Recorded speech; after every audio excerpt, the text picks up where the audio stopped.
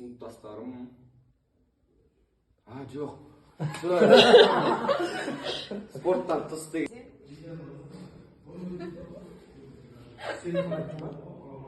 Сейхан айтпады. Мен айтпай қойайын.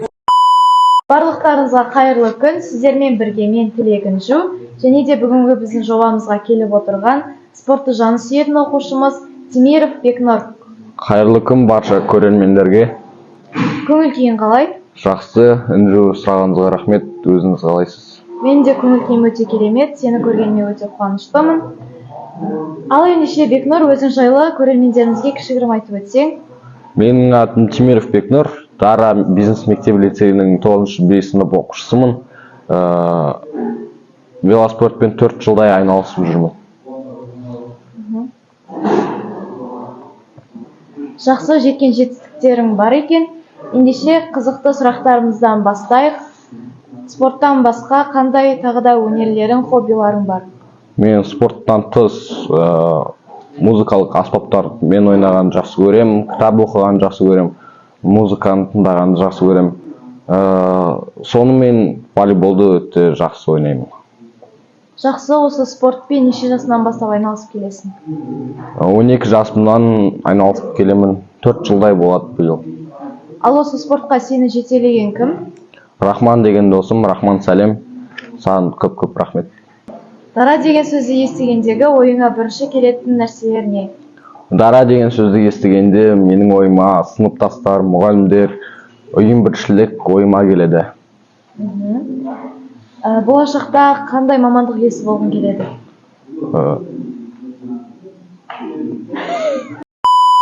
Мамандығымды әлі ойлап қарастырған жоқпын, бірақ кәсіпкер болғым келеді.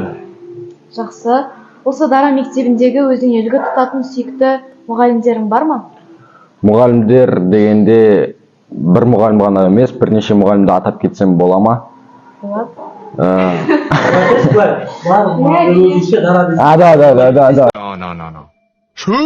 Дара мектебіндегі өзіңе үлгі тұтатын ең сүйікті мұғалімдерің бар ма?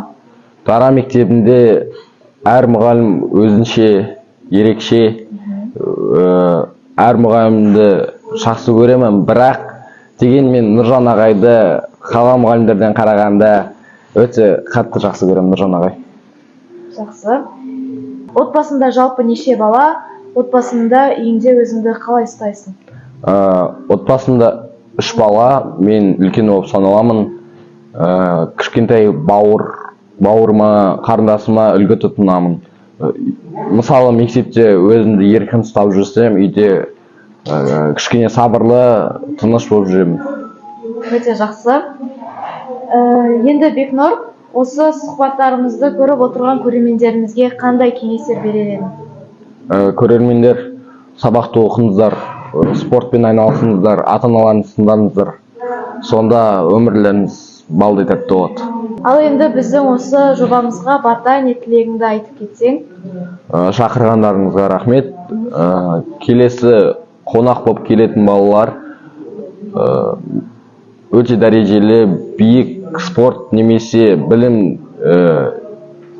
саласында үлес қосқан балалар болып атансын. Ал мен айтқан сөздер интервьюда қалған балаларға немесе жасөспірімдерге спортқа шабытын оятып, үміт, мотивация берсін. Өте жақсы. Осымен бізге берілген шектеулі уақытымыз өзінің мәресіне жетті. Ал бұл уақыттарыңызды бөлгендеріңізге көп рахмет. Келесі кездескенше қош, сау болыңыздар. Сау болыңыздар. Все.